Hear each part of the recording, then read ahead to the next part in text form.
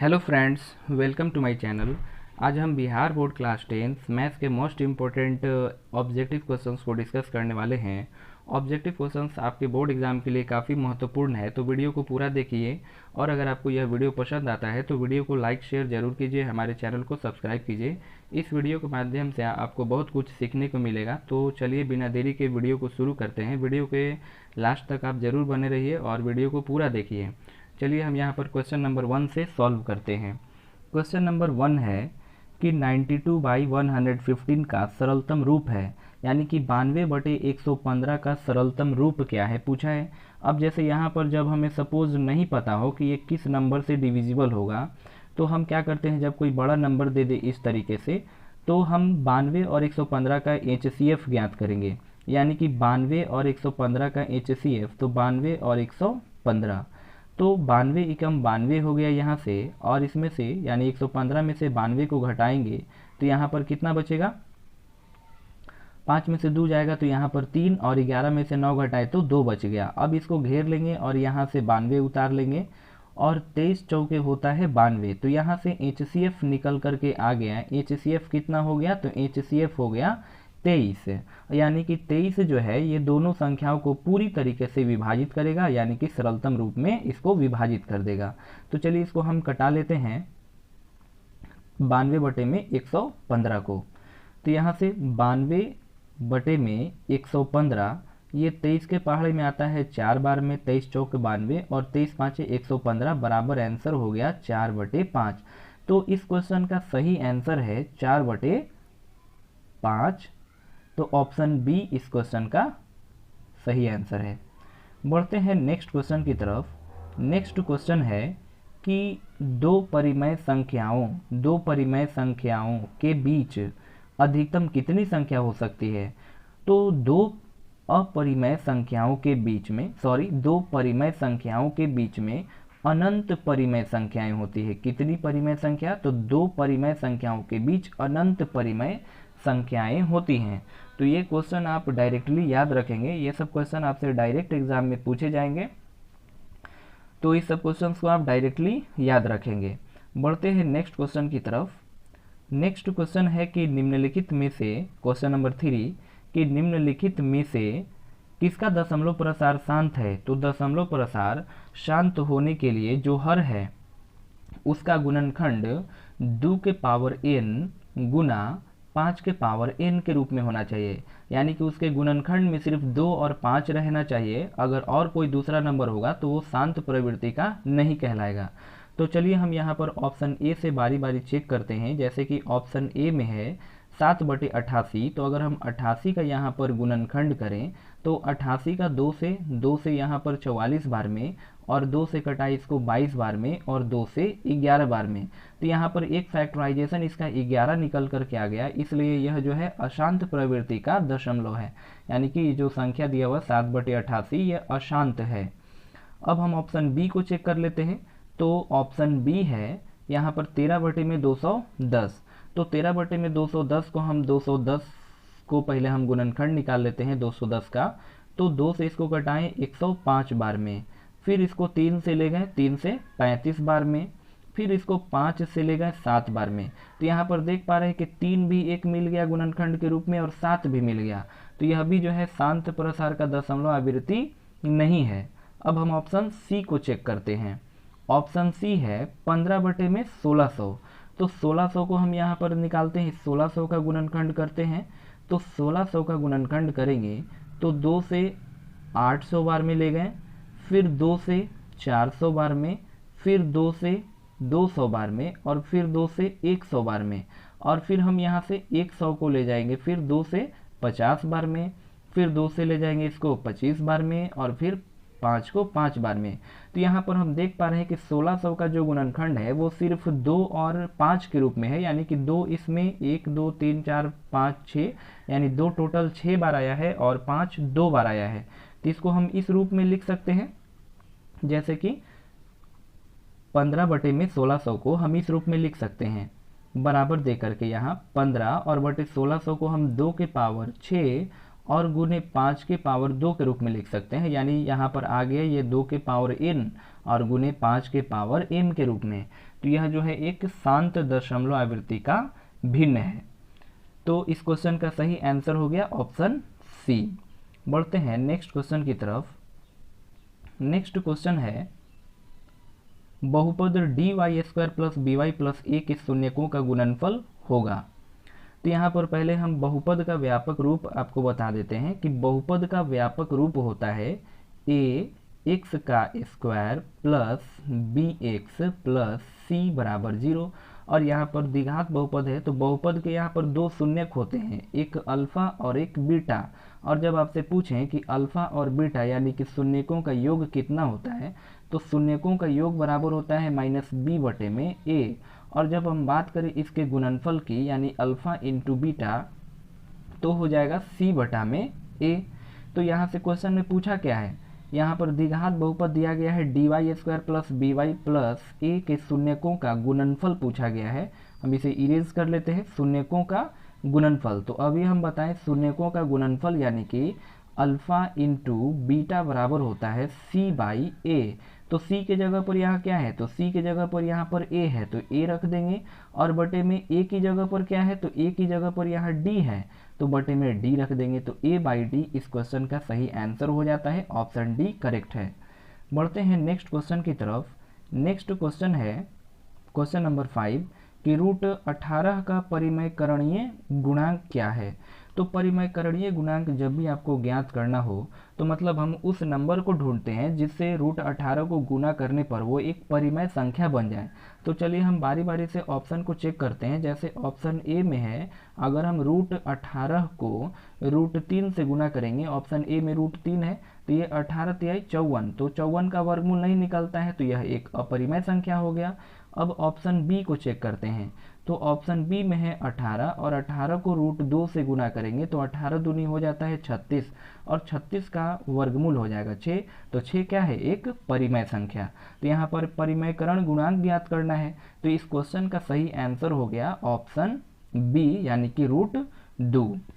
√2 से अगर हम गुना करें यहाँ पर तो एक परिमेय संख्या प्राप्त होगा, तो इसलिए इस क्वेश्चन का सही आंसर हो जाता है ऑप्शन बी। आगे भी अगर हम चेक करना चाहें यहाँ पर, जैसे कि आगे भी चेक करके आपको दिखा देते हैं। ऑप्शन सी है √6, जैसे 18 को हम √6 से गुना कराएंगे तो कितना आएगा, √108, और 108 का भी वर्गमूल नहीं निकल पाता है तो यह भी अपरिमेय है। हमें वैसा गुणांक ढूंढना है जिसको गुना करने पर परिमेय हो जाए। अब ऑप्शन एक ही बचता है, ऑप्शन डी। तो ऑप्शन डी है √18 को √18 से यदि गुना करा दें तो हो जाएगा √324, और 324 का वर्गमूल होता है 18। तो आप कहेंगे कि यह भी जो है एक परिमेय संख्या आ गया। तो हम वैसा परिमेयकरण गुणांक ढूंढते हैं जो छोटा हो, छोटा वाला लेंगे। ये भी जो है परिमेयकरण गुणांक है लेकिन हम छोटा वाला लेंगे। तो इस क्वेश्चन का सही आंसर हो जाएगा ऑप्शन बी यानी कि √2। बढ़ते हैं नेक्स्ट क्वेश्चन की तरफ। नेक्स्ट क्वेश्चन है कि सबसे छोटी अभाज्य संख्या है। तो सबसे छोटी अभाज्य संख्या कौन सी है इसमें, तो ऑप्शन है 3, 2, 1, 0। तो अभाज्य संख्या जान लेते हैं कि पहले क्या होता है। तो अभाज्य संख्या वैसी संख्या को कहते हैं जो सिर्फ एक से या स्वयं से यानी कि खुद से पूरा पूरा क्या हो, विभाजित हो, तो उसे हम अभाज्य संख्या कहते हैं। तो सबसे छोटा अभाज्य संख्या पूछा है। वैसे तो ऑप्शन के हिसाब से 3 भी क्या है, एक अभाज्य संख्या, लेकिन सबसे छोटी अभाज्य संख्या पूछा जाए तो हो जाएगा 2, ऑप्शन बी। यानी सबसे छोटी अभाज्य संख्या हो जाएगा 2। अगर हम बात करें सबसे छोटी प्राकृत संख्या तो 1, सबसे छोटी पूर्ण संख्या तो 0, सबसे छोटी अभाज्य संख्या 2 हो जाएगा। और सबसे छोटा भाज्य संख्या अगर पूछा जाए, भाज्य संख्या, और वो भी सबसे छोटा, सबसे छोटा, तब क्या आंसर होगा, तो सबसे छोटा भाज्य संख्या। आप इसका आंसर मुझे कमेंट सेक्शन में बताएंगे कि क्या होगा। तो इस क्वेश्चन का सही आंसर हो जाता है ऑप्शन बी यानी कि सबसे छोटी अभाज्य संख्या है 2। 2 के बारे में एक और चीज़ आपको बता देते हैं कि यह अभाज्य संख्या तो है ही, और साथ ही साथ यह में यानी कि यह सबसे छोटी अभाज्य संख्या भी है और यह सम संख्या भी है। अभाज्य होते हुए भी क्या है, ये सम संख्या। सम संख्या वैसी संख्या जो 2 से पूर्णतः विभाजित होती है। बढ़ते हैं नेक्स्ट क्वेश्चन की तरफ। नेक्स्ट क्वेश्चन है क्वेश्चन नंबर 7। क्वेश्चन नंबर 7 है कि यदि a बराबर बी क्यू प्लस आर, जहाँ a और b धनात्मक पूर्णांक है, जहाँ a और b क्या है, धनात्मक पूर्णांक, तो हमें बताना है कि r छोटा होगा b से कि r बड़ा, r छोटा होगा यहाँ पर 0 से कि r छोटा होगा b से, कि ऑप्शन ए है यहाँ पर r बड़ा होगा b से, और ऑप्शन डी में है इनमें से कोई नहीं। तो कभी भी यहाँ पर पहले तो ये रूप दिया क्या है इसको जान लीजिए। यहाँ पर आप पहले ये फॉर्मूला पढ़े होंगे कि भाज्य बराबर, जैसे कभी भाग को सिद्ध करने के लिए यानी कि जांच करने के लिए आता है, भाज्य बराबर क्या होता है, तो भाज्य बराबर होता है भाजक गुने भागफल प्लस शेष। तो भागफल प्लस शेष, तो इसमें क्या होता है कि शेष जो है वो हमेशा यानी कि हमेशा छोटा होगा किससे, तो भाजक से। तो इस क्वेश्चन का सही आंसर हो जाता है ऑप्शन सी, यानी कि r छोटा होगा b से, यानी कि इसमें भाजक है b और भागफल है q और शेषफल है r। तो यानी कि r यानी कि शेषफल सदैव छोटा होगा किससे, तो भाजक से। तो इस क्वेश्चन का सही आंसर हो जाता है ऑप्शन सी। बढ़ते हैं नेक्स्ट क्वेश्चन की तरफ।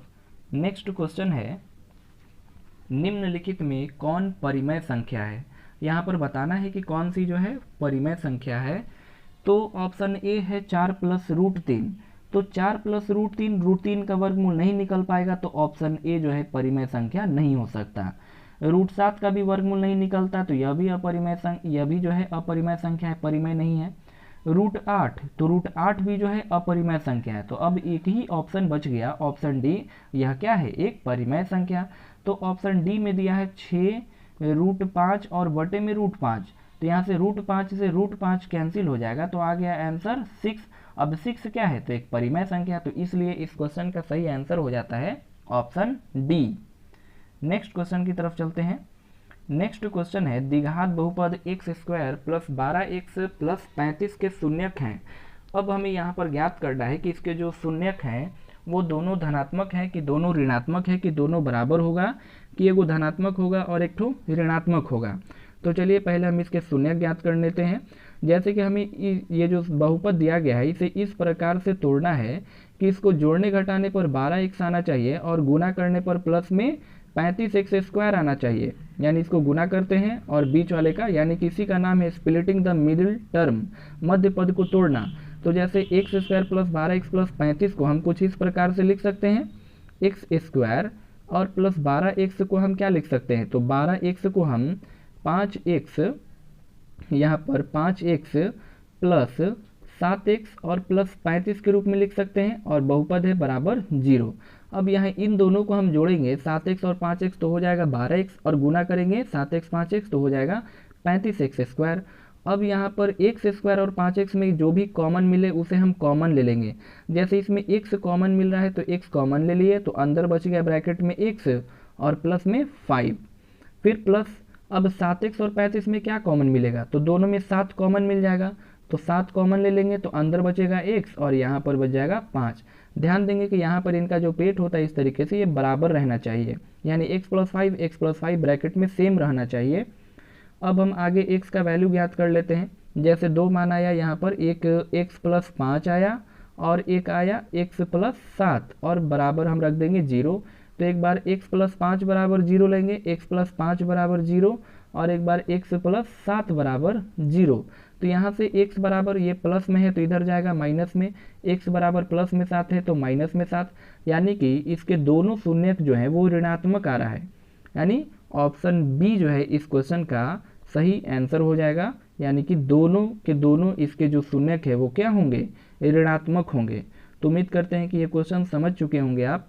बढ़ते हैं हम नेक्स्ट क्वेश्चन की तरफ, क्वेश्चन नंबर 10। क्वेश्चन नंबर 10 देखते हैं। क्वेश्चन नंबर 10 है कि निम्नलिखित में कौन जो है अपरिमेय संख्या है। फिर से यहाँ पर अपरिमेय पूछा है कि कौन जो है वो अपरिमेय संख्या, इसे हम इरेज कर लेते हैं। अपरिमेय संख्या इस बार हमें बताना है। तो सबसे पहले ऑप्शन ए में है √121। तो √121 का वर्गमूल होता है 11, तो यह क्या है, 11 एक परिमेय संख्या, तो यह तो ऑप्शन के हिसाब से नहीं हो सकता। और नेक्स्ट ऑप्शन है 196, तो 196 का वर्गमूल क्या होता है, तो 196 का वर्गमूल हो जाएगा 14, तो यह भी जो है एक परिमेय संख्या है। अब ऑप्शन डी, तो ऑप्शन डी है 289 यानी 289, और ये वर्गमूल होता है 289 का 17, तो यह भी एक परिमेय संख्या है। तो अब एक ही ऑप्शन बच गया और वो है ऑप्शन सी, तो ऑप्शन सी क्या हो जाएगा, एक अपरिमेय संख्या। जैसे कि यहाँ पर रूट में 27 दिया हुआ है, तो रूट में 27, तो अगर हम 27 का फैक्टर करेंगे तो ये 3 से ले गए 9 बार में, और 3 से यहाँ पर 3 बार में, यानी कि अंडर रूट 27 का क्या लिख सकते हैं हम, 3 गुना 3 गुना 3, और यहाँ पर एक ही पेयर बन रहा है तो एगो 3 बाहर निकल जाएगा और एक 3 अंदर रह जाएगा, यानी कि यह क्या है, एक अपरिमेय संख्या है। तो इस क्वेश्चन का सही आंसर हो जाता है ऑप्शन सी। आप फ्रेंड्स कम से कम 30 तक का आप स्क्वायर रूट, स्क्वायर और 20 तक क्यूब रूट, ये सब आप डायरेक्ट याद रखेंगे, इससे आपको कैलकुलेशन में काफ़ी आसानी होगा। हम बढ़ते हैं नेक्स्ट क्वेश्चन की तरफ। नेक्स्ट क्वेश्चन है कि बहुपद 5y² माइनस 25 के शून्यक ज्ञात करना है। तो 5y² माइनस 25 के शून्यक तो बराबर हो जाएगा यहाँ पर 0, तो हम 5y² और बराबर यहाँ पर हम 25 ले सकते हैं, माइनस में 25 है तो दाहिने तरफ जाएगा तो प्लस में 25 हो जाएगा। अब इसको हम 5 से कटा दिए 5 बार में, 25 हो जाएगा, तो y² बराबर क्या आ गया, तो y² बराबर 5 आ गया। और कभी भी यहाँ पर जैसे देखिए यहाँ पर ये स्क्वायर है, तो स्क्वायर हटेगा तो क्या लग जाएगा, रूट लग जाएगा, तो रूट में अलजेब्रा में यहाँ पर प्लस माइनस हो जाता है, यानी कि y का मान 2 निकल करके आएगा, y का मान एक तो प्लस में √5 आएगा और y का मान एक माइनस में √5 आएगा। तो इसलिए इस क्वेश्चन के 2 शून्यक हो गए, प्लस में √5 और माइनस में √5। तो ऑप्शन बी में दिया गया है यहाँ पर प्लस में √5 और माइनस में √5, तो इस क्वेश्चन का आंसर हो जाता है ऑप्शन बी। नेक्स्ट क्वेश्चन की तरफ चलते हैं। नेक्स्ट क्वेश्चन, एक द्विघात यहाँ पर दिया गया है कि एक द्विघात बहुपद के शून्यक का योग और गुणनफल क्रमशः 3 तथा -40 है, तो द्विघात बहुपद ज्ञात कीजिए। यहाँ पर शून्यकों का योग और गुणनफल दिया गया है, इसे हम लिख लेते हैं, यानी कि शून्यकों का योग यानी अल्फा प्लस बीटा और गुणनफल तो हो जाएगा अल्फा इंटू बीटा, और ये दिया हुआ है 3 है और गुणनफल माइनस में 40 है, और हमें बहुपद ज्ञात करना है। तो बहुपद बनाने के लिए सूत्र क्या होता है, इसे आप एकदम याद रखें। बहुपद बनाने का सूत्र होता है x² minus alpha plus beta into x, और प्लस होता है अल्फ़ा इंटू बीटा और बराबर 0। तो यहाँ पर हो जाएगा x का स्क्वायर और माइनस अल्फ़ा प्लस बीटा का मान 3 है तो 3, और x है तो x, और प्लस है तो यहाँ पर प्लस लिखेंगे अल्फ़ा इंटू बीटा, तो अल्फ़ा इंटू बीटा का मान माइनस में 40 है तो हम माइनस में 40 लिख देंगे और बराबर 0। तो यहाँ से निकल करके आ जाएगा x² माइनस का 3x और प्लस माइनस माइनस हो गया 40 और बराबर 0। तो इस क्वेश्चन का सही आंसर हो जाता है, यहाँ पर बहुपद ज्ञात करना था, तो इस क्वेश्चन का सही आंसर है x² minus 3x minus 40, option A हो जाएगा इस क्वेश्चन का सही आंसर। बढ़ते हैं नेक्स्ट क्वेश्चन की तरफ। नेक्स्ट क्वेश्चन है युग्म समीकरण x प्लस 2y बराबर 4 और तथा 2x प्लस 4y बराबर 8 का हल है। यहाँ पर इन दोनों जो समीकरण दिया गया है, दो समीकरण, एक समीकरण है x प्लस 2y बराबर 4 और एक समीकरण है 2x प्लस 4y बराबर 8। इसमें हमें बताना है कि इसके एक हल है कि दो हल है कि कोई हल नहीं है कि अनगिनत हल है। तो चेक करने के लिए हम क्या करते हैं कि ये देखते हैं कि क्या a1/a2 बराबर है b1/b2 के और बराबर है ये c1/c2 के।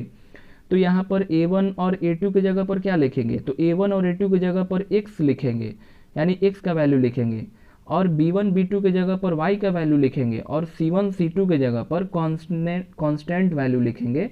तो चलिए इसे हम इस तरीके से यहाँ पर लिख करके सॉल्व करते हैं। जैसे यहाँ पर a1 की जगह पर क्या है, तो a1 की जगह पर यानी कि x का गुणांक 1 है तो a1 की जगह पर 1 लिख देंगे, और यहाँ पर a2 यानी कि x, यहाँ पर ये जो दूसरा समीकरण है इसमें x का गुणांक 2 है तो 2 लिख देंगे बराबर। फिर b1, तो b1 यहाँ पर पहले समीकरण में y का गुणांक 2 है तो 2 लिखेंगे, b2 तो दूसरे समीकरण में y का गुणांक 4 है तो 4 लिखेंगे बराबर। C1, तो C1 पहले समीकरण में कांस्टेंट वैल्यू 4 है तो 4 लिखेंगे। C2 दूसरे समीकरण में कांस्टेंट वैल्यू 8 है तो 8 लिखेंगे। तो यहाँ से कटा दिए, 2 एकम 2, 2 दूनी 4, फिर 4 एकम 4, 4 दूनी 8, तो सब बराबर आ गया, 1/2 बराबर हो गया, 1/2 बराबर हो गया, 1/2। तो ये सभी जब आपस में बराबर हैं तो ऐसे कंडीशन में यहाँ पर अनगिनत हल होता है। जब तीनों के तीनों आपस में बराबर हो जाएंगे तो अनगिनत हल होंगे। तो इस क्वेश्चन का सही आंसर हो जाएगा ऑप्शन डी। बढ़ते हैं हम नेक्स्ट क्वेश्चन की तरफ। नेक्स्ट क्वेश्चन है कि यदि बहुपद, और ये बहुत ही इंपॉर्टेंट क्वेश्चन है, यदि बहुपद x² plus ax minus b के शून्यक एक दूसरे के व्युत्क्रम हो तो b का मान क्या होगा। तो चलिए इसे हम ज्ञात करते हैं, सॉल्यूशन करते हैं। यानी कि जो शून्यक है वो एक दूसरे के क्या है, व्युत्क्रम है, और हमें इस b का मान पूछा है। तो मान लेते हैं कि कोई अगर एक शून्यक अल्फा है तो जो दूसरा शून्यक होगा वो 1/अल्फा होगा, और शून्यकों का यहाँ पर हम गुणनफल ले लेते हैं क्योंकि हमें b का वैल्यू ज्ञात करना है, यानी कि कांस्टेंट वैल्यू ज्ञात करना है। तो शून्यकों का गुणनफल का फॉर्मूला क्या होता है, c/a।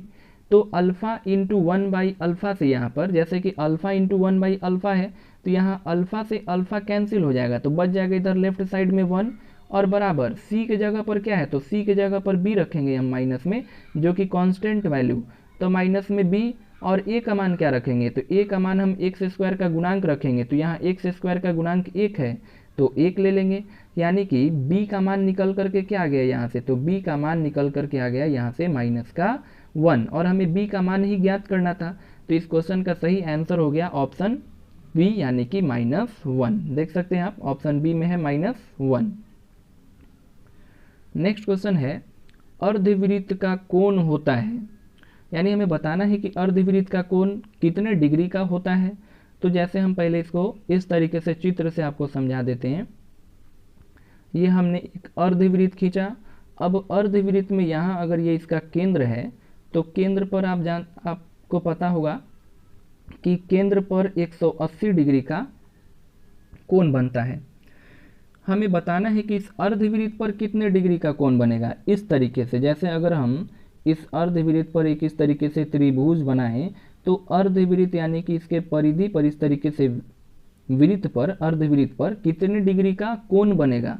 तो कभी भी अर्धवृत्त में पूछा जाए, चाहे अगर हम इसी को इस तरीके से क्यों ना खींच लें, इसको व्यास सहित, तो हमेशा सदैव एक समकोण यानी कि 90 डिग्री का एंगल बनता है सदैव। ये थ्योरम है कि अर्धवृत्त पर बना कोण जो होता है वो समकोण होता है, यानी कि 90 डिग्री का होता है।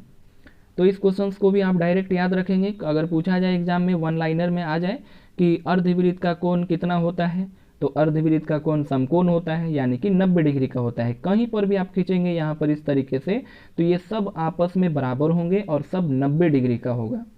बढ़ते हैं नेक्स्ट क्वेश्चन की तरफ। तो इस क्वेश्चन का आंसर हो जाएगा option C, 90 degree. Next question है यहाँ पर कि द्विघात समीकरण यहाँ पर दिया गया है ax² plus bx plus c बराबर 0, जहाँ a नॉट इक्वल टू 0 के वास्तविक मूल नहीं है। यदि, तो वास्तविक मूल कब नहीं होगा, जब b² माइनस 4ac, यानी कि जब d का मान बड़ा होगा यहाँ पर 0 से, तब क्या होगा, तब मूल जो है वास्तविक होगा। मूल क्या होगा इसका, वास्तविक, और क्या होगा, तो वास्तविक और असमान होगा। और जब यही d का मान यानी कि b² माइनस 4ac का मान, d का मान जब बराबर होगा 0 के, तब मूल वास्तविक होगा, और जब बराबर होगा तो मूल वास्तविक के साथ ही साथ समान होता है।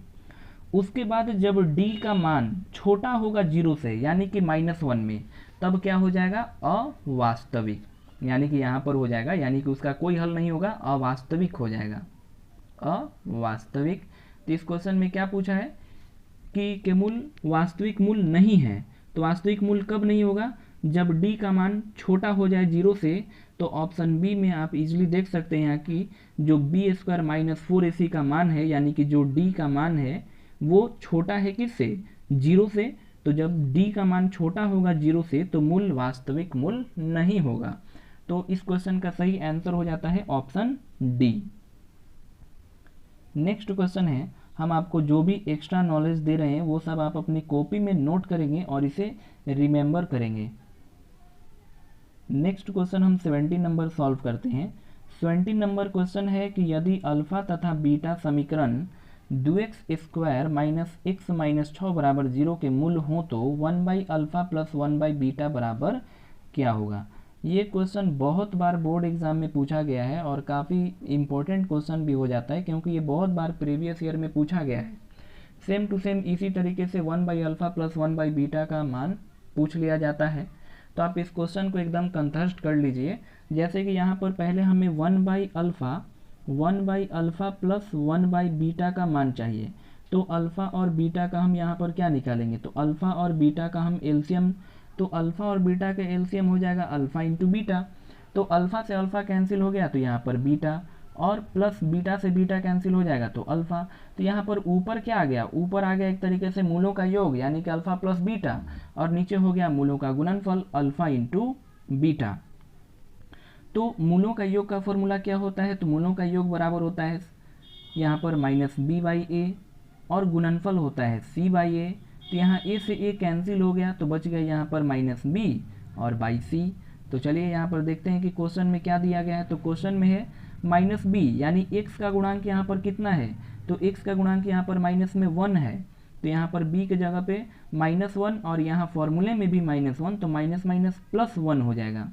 और c यानी को कांस्टेंट वैल्यू, तो c यहाँ पर माइनस में 6 है, तो यहाँ हम माइनस में 6 लिखेंगे, यानी कि हर कभी भी माइनस में नहीं लिखते हैं तो अंश में लगा देते हैं, यानी कि माइनस ऊपर लिख देते हैं और बटा में 6 नीचे।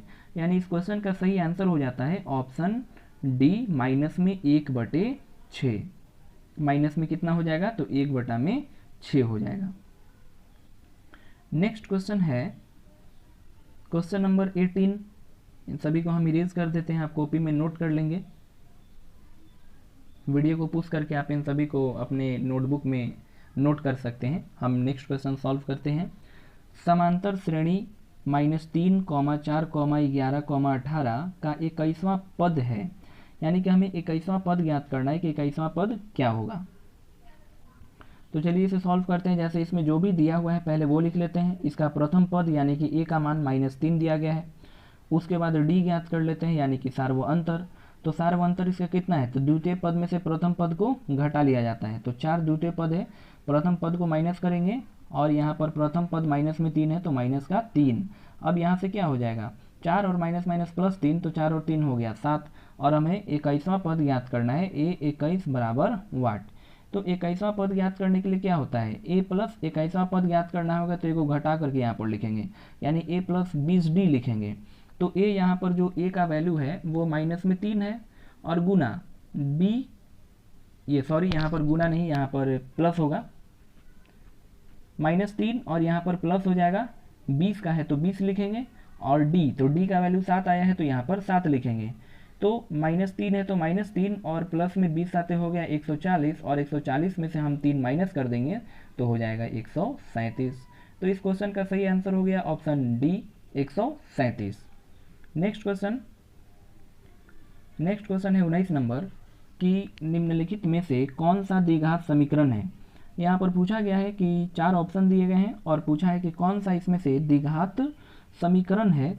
तो पहला जो ऑप्शन इसमें है वो दिया हुआ है a बराबर x³ माइनस x² बराबर है x माइनस 1 का होल क्यूब, और ऑप्शन बी है x² माइनस 4√x प्लस 14 बराबर 0, और है x प्लस 1/x बराबर x², ऑप्शन सी। तो इन चारों ऑप्शन में देखें द्विघात, यहाँ पर द्विघात समीकरण में क्या होता है कि जो चर राशि का मान होता है वो कभी भी अंडर रूट यानी कि x में नहीं रहना चाहिए और बटा में इस तरीके से भी नहीं होना चाहिए। तो यहाँ पर अगर हम ऑप्शन बी में देखें तो ऑप्शन बी में जो चर राशि का मान है वो रूट में है, रूट में x है तो इसका वर्गमूल भी नहीं निकल पाएगा, इसलिए ऑप्शन बी सही नहीं है। आगे अगर हम ऑप्शन सी को देखें तो ऑप्शन सी में x बटा में है तो यह भी नहीं हो सकता, ऑप्शन सी भी नहीं होगा। ऑप्शन डी को चेक करें तो यहाँ पर भी जो चर राशि का मान है जो x² वो बटा के रूप में है तो यह भी नहीं होगा।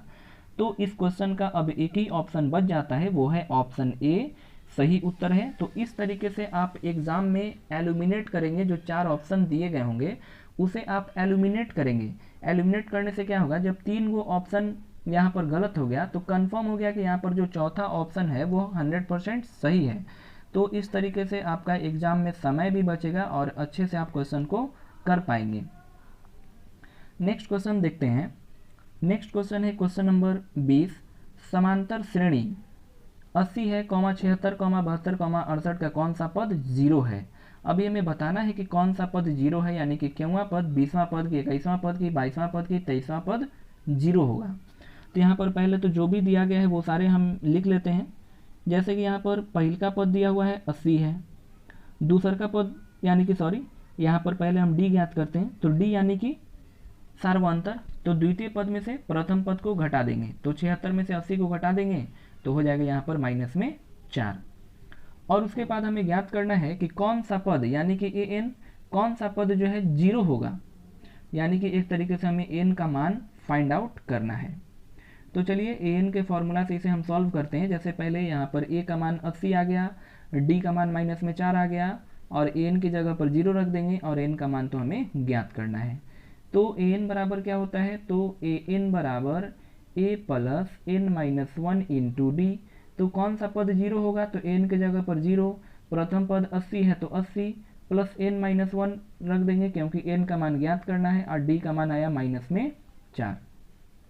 अब यहाँ पर इधर यानी कि दाहिने तरफ ये प्लस में 80 है तो इधर लाएंगे तो माइनस में 80 हो जाएगा, और ये दाहिने तरफ राइट साइड में माइनस में 4 गुना में है तो ये भागा में आ जाएगा माइनस में 4, और बराबर इधर बच गया क्या, एन माइनस 1। अब ये माइनस से माइनस कैंसिल हो गया, और 4 से 80 को कटाएं 20 बार में, तो आ गया 20 बराबर एन माइनस 1।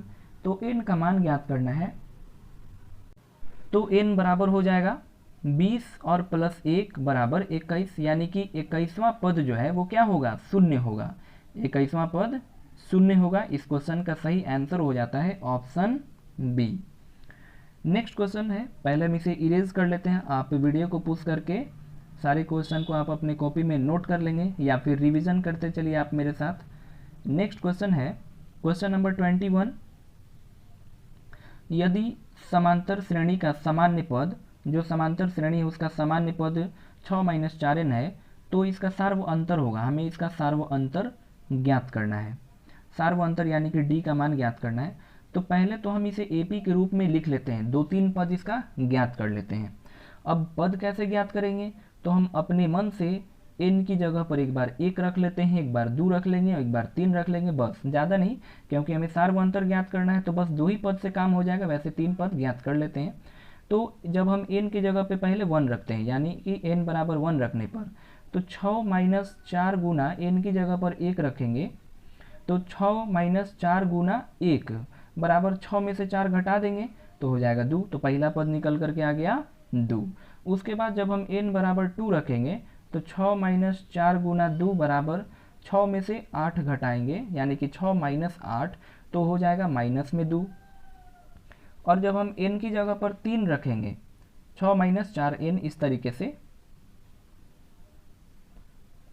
6 माइनस 4 और गुना n की जगह पर 3 तो बराबर हो जाएगा 6 माइनस 4 3 12 तो बराबर हो गया -6।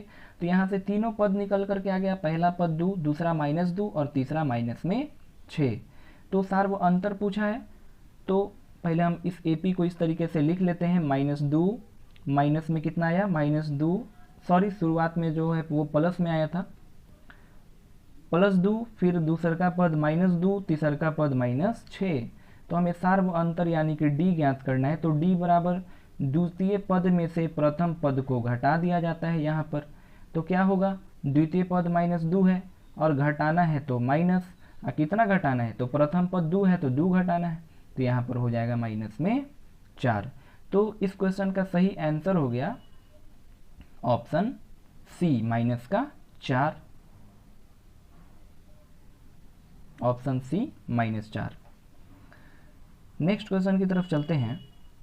नेक्स्ट क्वेश्चन है, निम्नलिखित में कौन समांतर श्रेणी है, यानी कि इनमें से कौन है जो समांतर श्रेणी में है। 4 ऑप्शन दिए गए हैं और हमें बताना है कि कौन से समांतर श्रेणी में है। तो समांतर श्रेणी चेक करने के लिए क्या होता है कि इसके सार्व अंतर जो है वो समान होना चाहिए।